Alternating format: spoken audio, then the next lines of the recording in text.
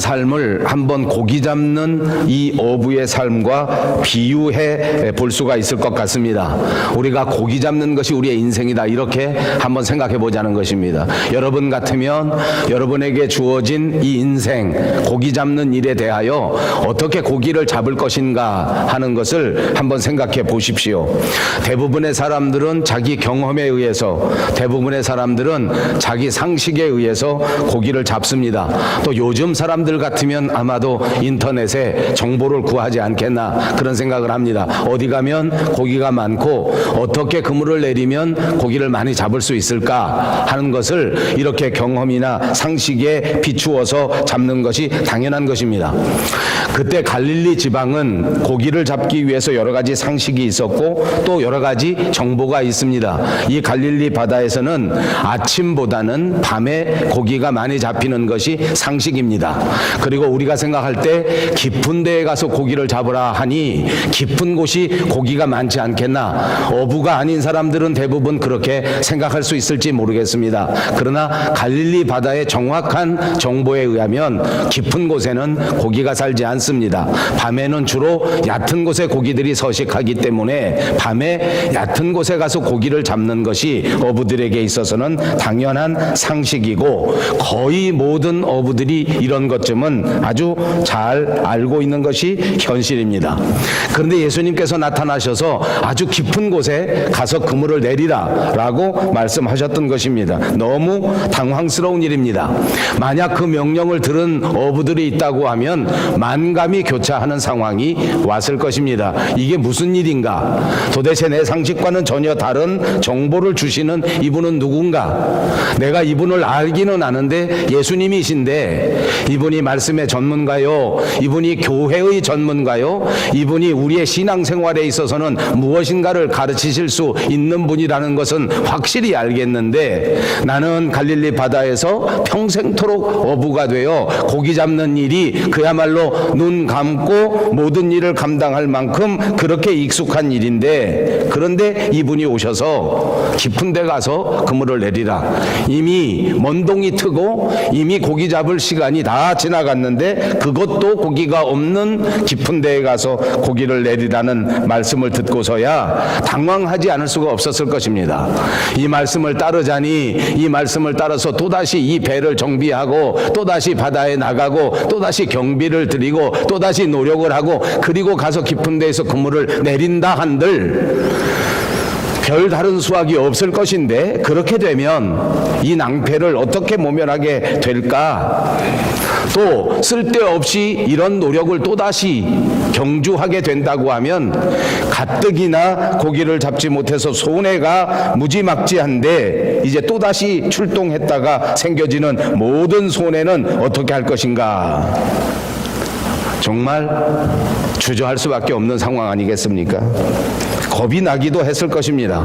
베드로도 아마 제가 말씀드리는 그 심정에서 크게 벗어나지 않는 그런 마음가짐이 있었을 것입니다. 그런데 오늘 성경에 보니까 베드로는 이 상황 속에서 예수님의 말씀을 순종하게 되고 그리고 또 출동하게 되고 그리고 또 가서 그 깊은 곳에 도달하게 되고 그 깊은 곳에서 예수님의 말씀처럼 그 말씀에 의지하여 그물을 내렸습니다. 그때 훨씬 엄청나게 많은 고기를 잡았습니다. 놀라운 일입니다. 우리는 이 세상에 살면서 우리가 경험하는 세계 가운데 이런 깊은 세계가 있다는 것을 어렴풋이 압니다. 사람들이 알지 못하는 그 엄청난 깊이가 있는 삶의 방법, 삶의 경험이 있을 것이다 하는 소리를 들어보지 않으셨습니까? 그러니까 우리가 평상시에 얻을 수 있는 수학보다도 엄청나게 많은 수학을 얻은 이 일을 듣게 된 것이고 이 일을 경험하게 된 것입니다. 여러분, 그러나 오늘 이 성경 본문 여러분들이 너무나 익숙한 이 대목에서는 이것만이 놀라운 일이 아닙니다. 만약 이런 상황이 벌어졌으면 어떻게 되었겠습니까? 이제 베드로는 앞길이 훤히 열렸습니다. 고기 잡는 일에 그동안에도 갈릴리 지방에서는 전문가로서 살았는데 이제는 정말 예수님 때문에 이 갈릴리 바다에 고기 잡는 이 어부들 가운데서는 완전 슈퍼 인텐던트가 되어 모든 사람들에게 고급 일꾼으로 인증을 받는 사건이 벌어진 것입니다. 만약 요즘 같으면 유튜브 채널을 열고 중국으로 진출해서 이제는 세계에 있는 모든 어부들 중에서 최고의 어부가 될 수 있는 절호의 찬스를 잡은 것입니다. 이제 강연만 나가도 먹고 살 일이 뭐 그야말로 탄탄대로가 아니겠습니까? 이제 여기저기 어부들을 모아놓고 세미나만 열어도 이 사람은 평생 이제 돈 걱정하지 않고 살 수 있는 이런 엄청난 체험을 하게 된 것입니다. 즉시 돌아가서 어떻게 하든지 이게 어떻게 전파할 수 있을까? 부흥회를 할까? 세미나를 할까? 그야말로 유튜브 채널을 열을까? 방송을 할까? 그렇게 해서 해야 되는데 더 깜짝 놀라운 것은 그 이후로 베드로는 이런 어부가 돼서 전문가가 된 것이 아닙니다. 오히려 이때부터 그는 고기 잡는 어부의 일을 내려놓아버립니다. 위대한 성공자의 삶을 체험했지만 그는 더 깊은 세계가 있다는 것을 깨닫게 되고 우리가 생각하는 깊은 세계에서 벗어나 영적 세계에 입문하게 된 것입니다. 그는 예수가 그리스도이신 것을 알게 된 것입니다. 그는 고기를 잡은 성공을 통하여 인생의 진짜 성공이 어떤 것인가 하는 것을 발견하게 된 것입니다. 그는 예수님과 더불어 이제는 더 이상 고기를 잡는 어부가 되지 아니하고 사람을 취하는 자로서의 삶을 살기 시작하게 되었습니다. 이것은 예수님께서 베드로에게 주신 새로운 약속이요, 이것은 예수님께서 베드로에게 베풀어 주신 또 다른 인생의 지침이기도 하였습니다. 이제 그는 이 예수님의 말씀을 전적으로 받아들일 수 있었고 이제 그는 예수님을 완전히 따를 수 있는 자로 변화되게 되었습니다. 모든 것을 내려놓고 예수님을 따라갔습니다. 사랑하는 여러분, 오늘 이 말씀을 묵상하는 저와 여러분 모두가 다시 한번 깊은 영적 세계를 체험하게 되고 우리의 삶의 모든 것을 내려놓고 우리 주 예수 그리스도를 따라갈 수 있는 완전한 결단이 이루어지시기를 주님의 이름으로 축복합니다. 오늘 본문 1절, 2절로 들어가겠습니다.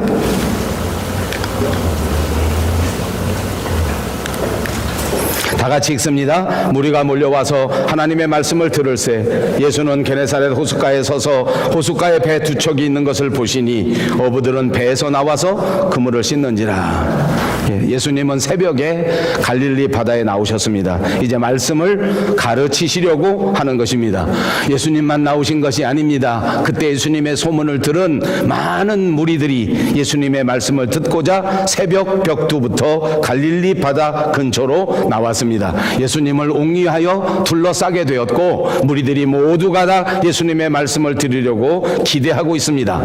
자, 상황은 그렇게 되었는데 이런 와중에 어느 한편에서는 전혀 이런 움직임과는 상관이 없는 또 다른 움직임이 포착되고 있습니다. 그것은 하나님 말씀에 전혀 관계없고 예수님의 출현에 전혀 상관하지 않은 채 배에서 내려 그물을 씻는 사람들이 있었습니다. 그들은 어떤 사람이었습니까? 밤이 맞도록 이 바다에서 고기를 잡다가 새벽녘에 이 모든 고기 잡는 일을 마친 다음 내려서 다음 고기 잡는 일을 대비하기 위하여 그물을 정비하고 그물을 씻는 사람들이었습니다. 성경에 보니까 그들은 시몬 베드로요, 안드레요, 그리고 요한과 야고보라고 하는 사람들이었습니다. 그들은 밤새 고기를 잡으려고 시도했지만 한 마리도 잡지 못했습니다. 이제 집에 돌아가려고 정비하고 있는 것입니다. 그때 밤새워 일하기 때문에 피곤하고 밤새워 일했기 때문에 고기 한 마리도 잡지 못한 이 결과가 너무나 심각한 상황이었기 때문에 그 모습에서도 그 초췌한 모습이 읽혀질 수밖에 없는 상황이었습니다. 사람들이 모인 곳에 관심을 줄 경황이 없었습니다. 무슨 일이 벌어지든지 간에 그것은 자기들과는 아무 상관이 없다고 생각한 채 집으로 퇴근하려고 준비하고 있었단 말입니다. 좀 더 자세히 말씀드려 볼까요? 그 중에 한 사람 시몬 베드로는 우리가 잘 아는 것처럼 그 장모님을 모시고 사는 사람입니다. 장모님은 게다가 병이 들어서 집안에 누워 있습니다. 오늘 저녁 이 분을 위하여 이 고기를 잡아가서 자기 집에 생계를 꾸려가야 하고 자기 집에 있는 장모님의 질병을 치료해 주어야 하는, 모든 생계를 책임져 줘야 하는 심각한 사람이었단 말입니다. 이 사람이 밤새도록 고기를 잡으려 하다가 고기를 잡지 못했을 때 그 표정이 어떠했을까? 그 상황은 지금 어떤 것일까? 과연 그들이 예수님의 가르침에 집중해서 예수님의 가르침을 들을 수 있는 마음의 여유가 있었을까? 그렇지 않으면 이들은 정말 땅을 쳐다보면서 실망과 침체 속에서 그냥 집으로 가려고 하는 상황이 아니었을까? 여러분, 이 상황은 가족들의 생존이 달린 심각한 생존의 현장, 우리가 부닥뜨리고 있는 이 삶의 현장 속에서 예수님의 말씀이 준비되고 있다고 하는 것을 말씀드리려고 하는 것입니다. 우리 주변에 여전히 하나님의 은혜는 임하여 있고 우리 주변에 여전히 우리를 구원하여 깊은 영적 세계로 인도하고자 하는 주님의 섭리가 있는데, 우리는 우리의 생존의 현장 속에서 과연 주님의 말씀에 집중할 수 있는 정신 상태, 마음 상태를 가지지 못하고 있다 하는 것을 볼 수 있는 것입니다. 이제 3절 말씀으로 가겠습니다. 예수께서 한 배에 오르시니 그 배는 시몬의 배라. 육지에서 조금 떼기를 청하시고 앉으사 배에서 무리를 가르치시더니, 예수님은 이 배 두 척 있는 것 가운데 시몬의 배를 선택하십니다. 그리고 그 시몬의 배에 오르셔서 시몬으로 하여금 내 배를 조금 떼어다오. 이제부터 내가 하나님의 말씀을 전해야 된다라고 말씀하신 것입니다. 그리고 난 다음 거기 모여 있는 사람들에게 말씀을 전한 것입니다. 그렇습니다. 예수님은 시몬에게 관심을 가지고 있습니다. 생존의 현장에서 지쳐있고 생존의 현장 속에서 근심 속에 쌓여져 있는 이 시몬을 불쌍히 여기시고 여전히 관심을 가지신 것입니다. 그래서 그 배 가운데서도 특별히 시몬의 배를 선택하시고 시몬의 배에 오르신 것입니다. 예수님의 관심을 생각해 보십시오. 예수님의 관심은 그 많은 무리들에게 복음을 전하는 것뿐만 아니라 그 가운데에서도 지금 실망에 사로잡혀 생계를 걱정하여 눈앞에 아무것도 보이지 않는 처절한 초췌한 형편의 베드로를 버리지 아니하시고 그를 부르셔서 그의 배에 오르셨단 말입니다. 그는 베드로에게 관심을 가지십니다. 그는 베드로를 회복시키기 위하여 큰 사랑을 보이십니다. 그는 지금도 삶의 현장 속에서 어찌할 바를 알지 못하는 채 열심히 뛰고 열심히 살고 있는 저와 여러분을 결단코 버려두지 아니하시고 우리에게 관심을 쏟으시며 우리에게 관심의 사랑을 보여주시며 우리 가운데, 우리 마음 가운데 찾아와 주셔서 우리 마음에 좌정하시는 은혜의 하나님이신 것을 믿으시기를 바랍니다. 그렇습니다. 시몬의 배에 오르셨습니다. 당연히 시몬은 예수님 곁에서 예수님의 말씀을 들을 수밖에 없는 환경이 된 것입니다. 베드로는 밤이 새도록 고기를 잡다가 고기를 한 마리도 잡지 못했지만 시리에 빠져 아무 말도 들을 수 없는 정신 상태였지만 그를 찾아오신 예수님 때문에, 그를 만나주신 예수님 때문에 천국 복음을 들을 수 있는 은혜의 자리에 임하게 된 것입니다. 우리를 둘러보십시오. 우리는 과연 스스로 주님 앞에 찾아와 주님의 생명의 말씀을 내게 전해 주십시오 라고 자원해서 나온 것이 아닐지 모릅니다. 우리는 정신없이 세상을 살고 있는데 하나님께서 우리를 부르시고 하나님께서 각종의 방법을 동원하셔서 우리에게 오늘 이 말씀을 들을 수 있도록 은혜를 베풀어 주신 줄로 믿습니다. 오늘 우리 마음속에 자정하신 주님의 말씀이 우리의 마음을 감동시키시고 베드로처럼 우리도 깊은 영적 세계로 완전히 들어설 수 있는 은혜의 첫걸음이 꼭 되시기를 다시 한번 주님의 이름으로 축복합니다. 4절의 말씀을 읽겠습니다. 말씀을 마치시고 시몬에게 이르시되 깊은 데로 가서 그물을 내려 고기를 잡으라. 시몬은 말씀드린 것처럼 깊은 데에 가면 더군다나 이 새벽 시간에는 고기가 없다는 것을 모를 리가 없었습니다. 예수님은 목수신데 어떻게 이 업으로서 잔뼈가 굵은 내게 고기 잡는 것에 대해서 말씀하신단 말인가? 이것은 정말 메이크 센스가 되지 않는 일이지 않습니까? 그런데도 이런 말씀을 왜 하셨을까라는 생각을 베드로는 하게 된 것입니다. 왜 하셨을까? 저는 그렇게 생각합니다. 아마도 예수님은 이 베드로가 이 세상을 살아가는 삶의 세계 가운데 자기 경험의 세계에서만 머물지 말고 자기 이성의 세계에서만 머물지 말고 더 깊은 영적 세계에서 살아가야 한다는 것을 가르쳐 주시기 위해서 그의 상식과 벗어나는 그의 경험과는 전혀 벗어나는 그의 과학과는 전혀 맞지 않는 이런 명령을 내리신 것입니다. 깊은 데로 가라. 지금 새벽이 되고 동이 텄지만 그러나 가서 그물을 내려라.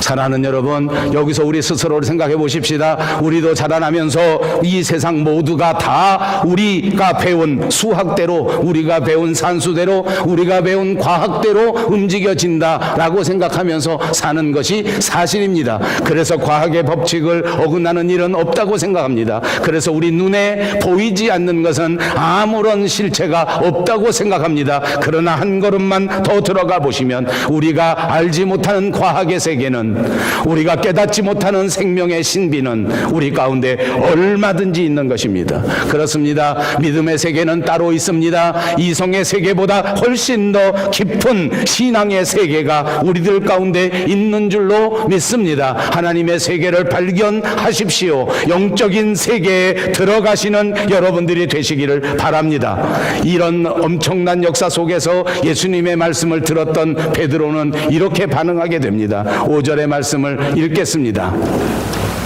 시몬이 대답하여 이르되 선생님, 우리들이 밤이 새도록 수고하였으되 잡은 것이 없지만은 말씀에 의지하여 내가 그물을 내리리다 하고. 그렇습니다. 베드로는 이렇게 반응합니다. 내 이성에는 맞지 않지만, 내 생각으로는 도저히 이해할 수 없지만, 그러나 말씀에 의지하여 내가 그물을 내린다. 여기 집중하십시오. 말씀에 의지하여 그물을 내린다. 경험에는 의지하지 못하지만, 내 상식을 의지하지는 못하지만, 그러나 하나님이 내게 주신 말씀에 의지하여 그물을 내린다. 여러분, 베드로는 자기의 경험이나 자기의 이성이나 자기의 생활의 모든 습관들을 내세우지 아니하고 하나님의 말씀을 먼저 앞세우고 그 말씀에 순종한 것입니다. 그래서 그 말씀대로 깊은 데에 가서 그물을 내렸더니 정말 그물이 찢어지고 배가 잠겨버릴 정도로 엄청난 많은 고기를 잡게 된 것입니다. 여기 베드로의 위대한 점은 이렇게 자기 상식에 벗어난, 자기 경험에 벗어난 예수님의 말씀을 그대로 순종한 것이 베드로의 위대한 점인 줄로 믿습니다. 여러분, 이 베드로를 통해서 우리는 무엇을 배울 것입니까? 말씀을 높이는 자세를 배워야 합니다. 목수로 평생을 살았던 예수님, 도대체 어부의 삶은 알지도 못할 것 같은 그 예수님의 말씀이라고 할지라도 그분의 말씀을 하나님의 말씀으로 들은 것입니다. 우리가 난 위대한 사역자 가운데 사도 바울은 천막을 만드는 사람이었습니다. 그는 천막 만드는 사람이었지만 그가 전파하는 하나님의 말씀을 들을 때에 데살로니가 지역에 있었던 데살로니가 교회 교인들은 그 말씀을 하나님의 말씀으로 받아들인 것입니다. 그렇습니다. 말씀을 높이는 자세는 하나님의 말씀으로 받아들이는 것입니다. 오늘 우리에게 주시는 이 말씀을 하나님의 말씀으로 받아들이는 여러분들이 꼭 되시기를 바랍니다. 그리고 이 말씀에 순종하는 것이야말로 우리가 배워야 할 가장 중요한 자세입니다. 베드로의 상황을 보십시오. 그는 생활에 쫓기는 자입니다. 베드로의 상황을 보십시오. 그는 가족을 책임지느라고 어깨가 무거워서 휘청거리는 상황이었단 말입니다. 그것뿐만 아닙니다. 어젯밤 바로 이 순간에 밤새도록 고기를 잡았습니다. 견딜 수 없는 피곤이 몰려오는 때였단 말입니다. 그는 짜증이 날 만한 때라는 것을 설명하고 있습니다. 요즘 사람들 같으면 머리에 뚜껑이 열려지는 상황입니다. 저는 목회하면서 오늘날 현대인들의 가장 큰 문제는 분노를 조절하지 못하는 장애라고 생각합니다. 사람들마다 자기 기분에 매여서 삽니다. 화가 나면 도대체 절제를 할 줄 모릅니다. 분노를 조절하지 못하면 하나님의 사람으로 성공하지 못합니다. 명심하십시오. 화가 날 때마다 말씀을 생각하십시오. 감정이 나빠질 때마다 하나님의 말씀으로 마음을 다스리십시오. 베드로는 피곤합니다. 그 어떤 말을 할지라도 짜증내지 않았겠습니까? 아무리 선생님이라 할지라도, 아무리 목사님이라 할지라도, 아무리 장로님이라 할지라도 내게 지금 그런 말 할 때가 아니다. 나는 들을 자세가 되어 있지 않다. 시끄럽다 라고 말할 수 있었습니다. 그런데 베드로는 어떻게 하였습니까? 이런 피곤한 상황 속에서 도저히 말씀을 들을 수 있는 환경이 아니었는데도 불구하고 그는 믿음으로, 그는 순종으로 이 하나님의 말씀을 받아들였습니다. 하나님이 가장 기뻐하시는 것은 믿음과 순종입니다. 우리가 미리 배웠던 것처럼 나아만 장군도 하나님 앞에 나와 믿음으로 순종했을 때 그 문둥병이 완전히 나아지는 은혜의 체험을 하게 되었던 것입니다.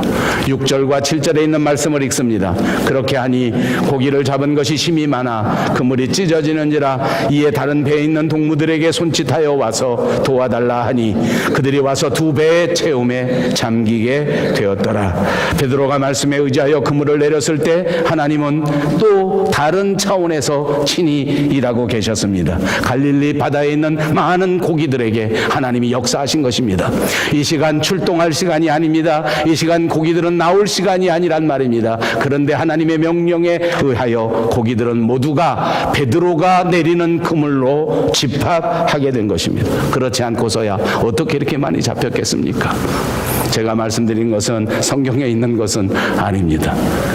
체험적으로 드리는 말씀입니다. 여러분, 하나님의 말씀에 순종해 보십시오. 하나님은 다르게 역사하십니다. 고기에게도 역사하신단 말입니다. 하나님은 우리 환경을 변화시켜 주십니다. 하나님은 우리의 직장도 새롭게 만들어 버리십니다. 하나님은 여러분의 가족도 완전히 새롭게 변화시켜 주십니다. 말씀에 순종하기만 하십시오. 모든 환경과 모든 여건과 모든 삶을 하나님이 책임지시고 하나님이 역사해 주십니다. 그렇습니다. 전혀 이 시간에 바깥에 나오지 않는 갈릴리의 모든 고기들을 하나님께서 역사하셔서 움직이게 만들어 버린단 말입니다. 베드로에게 와서 잡혀 버릴 수밖에 없도록 만들어 버립니다. 얼마나 많이 움직였던지 그물이 당해내지 못할 정도입니다. 잡아도 끝이 없습니다. 혼자 힘으로 이 고기를 모두 처리할 수 없을 정도였습니다. 그래서 옆에 있는 배 요한도 부르고 야고보도 불렀습니다. 여러분, 여기서도 교훈이 있습니다. 우리가 맡은 영적인 일은 혼자서만 감당하는 일이 아니라는 것입니다. 협력하는 것입니다. 그들이 협력했을 때 어떤 결과가 나옵니까?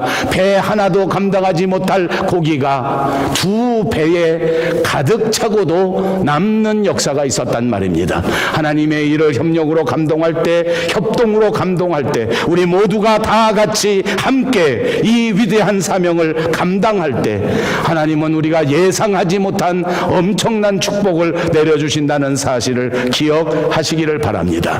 사랑하는 여러분, 이제 우리 모두가 서로 힘을 합하고 협력하는 지혜로운 그리스도인들이 꼭 되시기를 주님의 이름으로 축복합니다. 그렇습니다. 예수님은 고기까지 움직이셨습니다. 아니, 정말 생각해 보니까 예수님은 고기만 움직이시는 분이 아닙니다.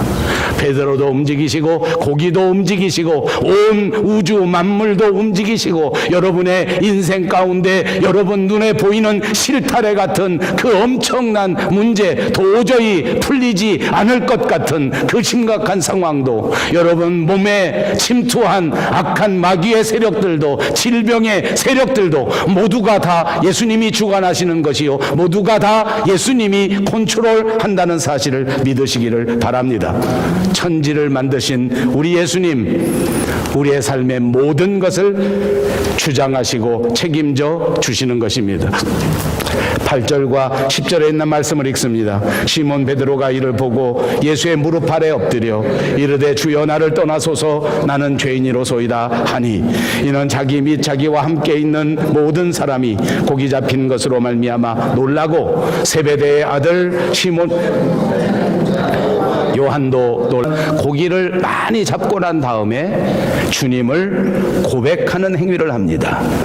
주여, 주님 앞에 고백합니다. 너무 엄청난 일을 당하자 주님 앞에 엎드렸습니다.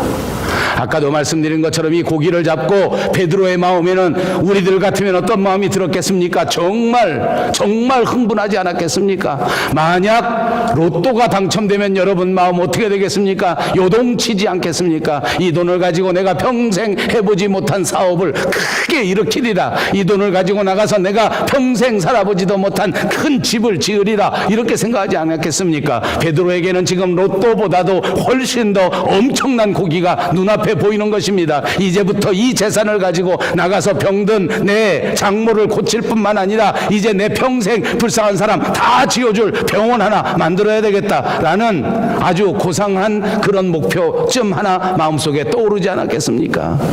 당장 펄떡펄떡 뛰고 집에 가서 자기 아내에게 이 엄청난 소식을 전해야 되지 않겠습니까? 자식들과 다 봉봉봉봉 뛰면서 고기가 수천 마리, 수억 마리 잡혔다. 배 2개가 가득 찼다. 내가 지금 고기를 이만큼 잡았다. 이제 우리는 아무 걱정 없다. 내가 내일 아침부터 매일같이 깊은 데 가서 그물을 내리면 매일같이 이런 일이 반복될 것이다 라고 말하지 않았겠습니까? 그런데 베드로는 이 사건에서 주님 앞에 무릎을 꿇냐, 예수께 무릎 아래 엎드려 이르되 주여 나를 떠나소서 나는 죄인입니다. 그럼 한번 생각해 보십시다. 베드로가 왜 죄인이라고 고백했을까요? 여러분, 베드로의 죄가 어떤 죄일까요? 저는 우리가 생각할 때 죄를 별로 짓지 않았습니다. 아까도 말씀드린 것처럼 일찍 장가 갔습니다. 결혼했는데 사는 것이 어려운 자기 장모님을 버려두지 아니하고 집에 모셔옵니다. 자기 식구들만 먹고 살기도 바쁜데 힘든데 장모님을 모시고 살았습니다. 얼마나 훌륭한 가장인지 모릅니다. 게다가 장모는 열병에 걸려 누워 있습니다. 그의 약값을 대는 일은 훨씬 더 힘든 일이었습니다. 그러나 불평하지 않았습니다. 언제나 자기 장모의 열병을 위하여 어떻게 하면 고쳐드릴까 최선을 다했습니다. 오늘도 베드로는 밤이 새도록 밤이 맞도록 가족들을 위하여 땀 흘려 수고하고 애쓰고 고기 잡았단 말입니다. 그가 무슨 죄를 지었겠습니까? 아무 죄도 없는데 예수님 앞에 나와 주여 나를 떠나소서 나는 죄인입니다 라고 말했겠습니까? 그건 더 아닙니다. 분명히 베드로는 예수님과 해결해야만 하는 죄가 있었습니다. 베드로는 이 엄청난 체험을 합니다. 예수님의 말씀에 의지하여 그물을 내렸더니 고기가 많이 잡혔습니다. 바로 그 직전에는 밤새도록 고기 잡으면서 왜 이렇게 고기가 잡히지 않는가? 왜 이렇게 나는 매일같이 망하는 것인가? 나는 언제나 다 성공할 수 있을 것인가? 나는 언제나 편안하게 살 수 있을 것인가? 라는 생각만 하고 있었습니다. 그런데 고기를 딱 잡고 보니까 이제까지 내가 내 인생에서 불평하고 원망하고 나는 도대체 왜 안 되는 것인가? 나는 왜 이렇게 힘든 것인가? 나는 왜 내 인생에서 성공이 없는 것인가? 라고 생각했던 것에 대한 해답을 얻게 된 거예요. 고기 잡을 수 있었습니다. 아니요, 이 아침에 이 대낮에 깊은 데 가서도 고기를 이만큼 잡는 것인데, 내가 고기 많이 나오는 그 시간에 밤중에 얕은 곳에 가서 그물 내렸을 때 당연히 고기 잡았어야 돼요. 여러분, 우리가 살아가는 삶에서 하나님의 아들로서 우리가 똑바로 살았다면, 죄 없이 살았다면 우리의 삶에서 날마다 하나님 영광을 나타내고 여러분이 하나님의 은혜 안에서 정말 믿음과 소망과 사랑으로 살아가고 기쁨으로 평안으로 살아갔어야 합니다. 그렇지 못했다면 왜 그렇지 못했을까요? 베드로에게는 깨달음이 있었습니다. 말씀에 의지하여 그물을 내렸어야 하는데 내 경험으로 그물을 내려서다, 이걸 깨달은 거예요. 내가 말씀에 의지하여 학교를 다녔어야 하는데 나 혼자 성공하려고 다녔기 때문에 이것이 죄다라고 생각한 거예요. 내가 말씀에 의지하여 결혼했어야 되는데 욕심에 이끌려서 결혼한 것을 회개하는 거예요. 이게 베드로의 위대한 점입니다. 지금 베드로가 깨달은 죄가 뭔지 압니까? 예수 믿으면서, 예수님을 만났으면서 예수님께 예배하지 않은 거예요. 예수님을 만났는데, 여러분 다른 성경 누가복음에 보면 이미 이때 베드로는 예수님을 알고 있었습니다. 예수님께서 이미 베드로를 제자로 부르셨단 말입니다. 그런데 베드로는 이렇게 생각했습니다. 아하, 예수님은 훌륭한 선생님이시다, 말씀을 가르쳐 주시는 훌륭한 목사님이시다. 그러나 내 생계는 내가 책임져야 되지 않느냐, 내 공부는 내가 알아서 해야 되지 않느냐라고 말하고 있는 것입니다. 여러분, 요한복음 16장에는 예수님께서 우리에게 분명하게 가르쳐 주십니다. 죄에 대하여라 함은 저가 나를 믿지 아니하는 것이다. 오늘 우리의 죄가 뭔지 압니까? 예수님을 믿지 않는 것입니다. 오늘 여러분들의 죄가 뭔지 압니까? 예수님께 기도하지 않는 것입니다. 예수 믿는 사람이면서 예수님을 믿지 않으면 그것이 죄란 말입니다. 베드로는 그 죄를 예수님 앞에 고백합니다. 주여, 나를 떠나소서, 나는 죄인입니다. 예수님을 만났는데도 불구하고 오늘 밤, 어젯밤 고기 잡을 때 한 번도 그물을 내리면서 예수님 앞에 기도하지 않았고 예수님을 의지하지 않았습니다. 주님을 의지하고 밤에 그물을 내렸었더라면 지금 낮에 잡은 것보다도 더 많이 잡았을 것인데, 얼마든지 내게 필요한 일용할 양식을 하나님께서 주셨을 것인데, 기도하지 않고 믿지 않고 찬양하지 않고 영광 돌리지 않았기 때문에 하나님 앞에 죄를 고백하는 것입니다. 여기 엄청난 신학이 들어있는 것입니다. 사랑하는 여러분 이제부터 분명히 깨달으십시오. 날마다 예수님과 동행하면서 살리라. 이제부터는 내가 날마다 예수님을 믿으면서 살리라. 이제부터는 내가 날마다 예수님 앞에 예배하는 자가 되리라 라고 결단하는 여러분들이 꼭 되시기를 주님의 이름으로 축복합니다. 입으로 한번 해보십니다. 날마다 예배하는 자가 되겠습니다. 날마다 기도하는 자가 되겠습니다. 사랑하는 여러분, 꼭 그렇게 사십시오. 또 하나, 베드로가 위대한 점은 고기를 잡은 다음 고기에 관심이 없었습니다. 아까도 말씀드린 것처럼 이 고기를 통하여, 고기 잡는 역사를 통해서 세계적으로 위대한 어부로 우뚝 서야 되겠다라는 생각을 하지 않았습니다.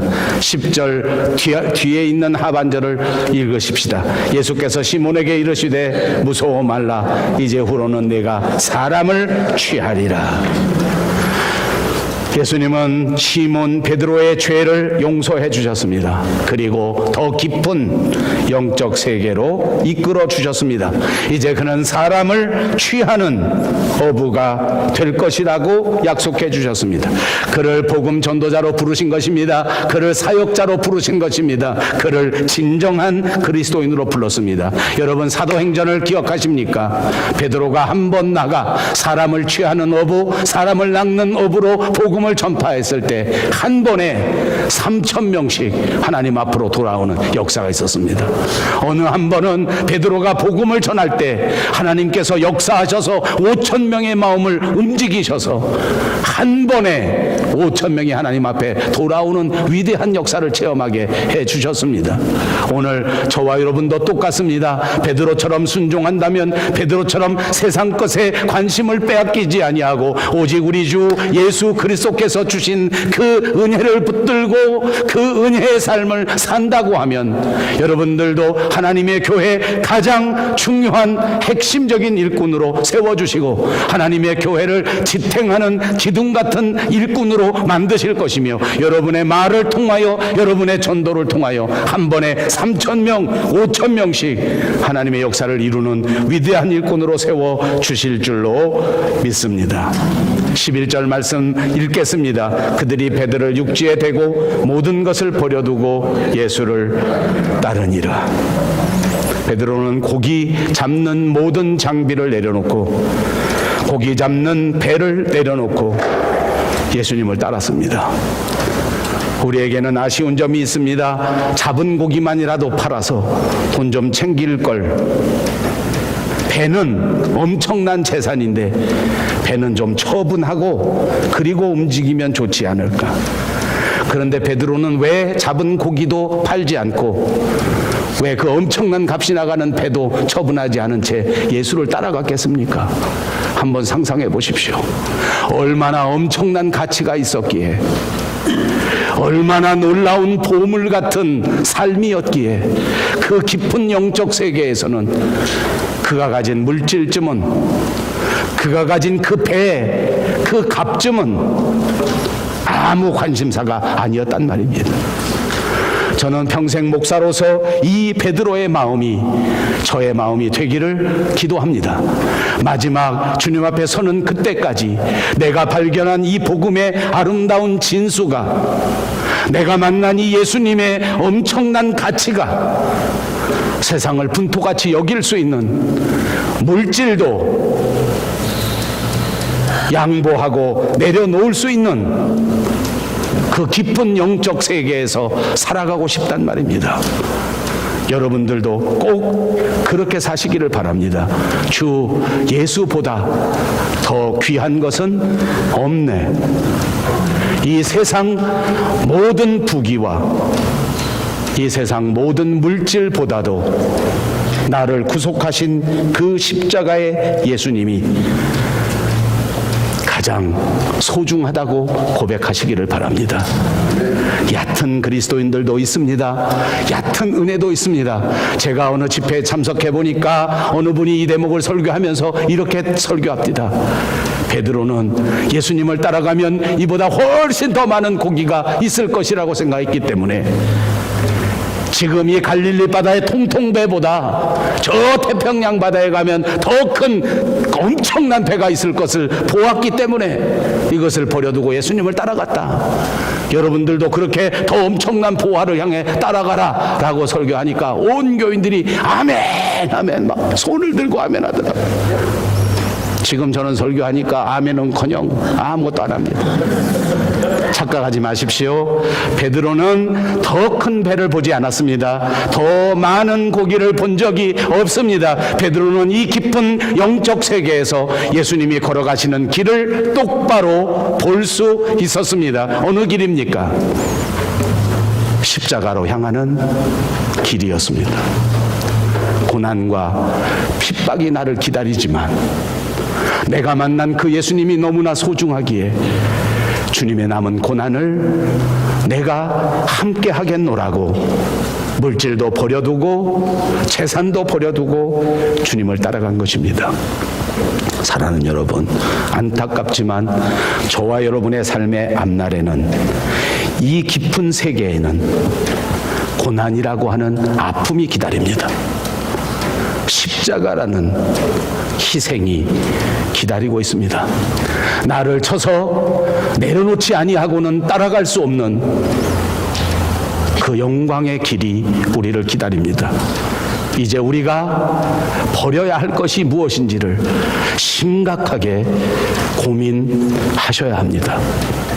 여러분의 욕망을 그대로 가지고는, 세상에 성공하겠다는 이 생각을 그대로 가지고는 절대로 갈 수 없는 깊은 세계로 여러분을 부르셨습니다.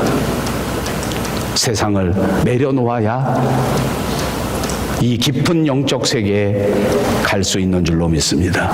그리스도와 함께 이 길에 모두가 자원하여 들어설 수 있는 저와 여러분, 그리고 우리 밴쿠버 용성교회가 되시기를 주님의 이름으로 축복합니다. 자비하신 우리 하나님 참 감사합니다. 우리가 모두가 예수님을 가장 소중하게 알고 주님을 따라가게 해 주시옵소서. 예수님의 이름으로 간절히 기도하옵나이다. 아멘. 찬송 320장 드리겠습니다.